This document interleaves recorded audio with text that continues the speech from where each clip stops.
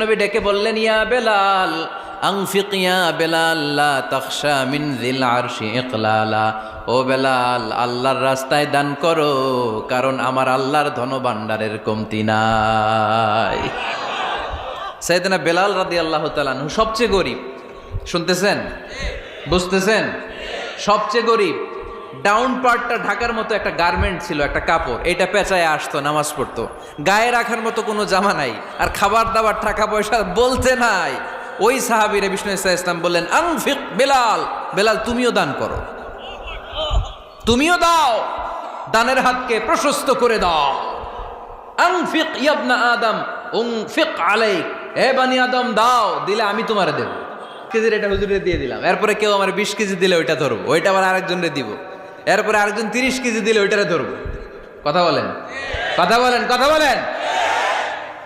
এজন্য আল্লাহ বললেন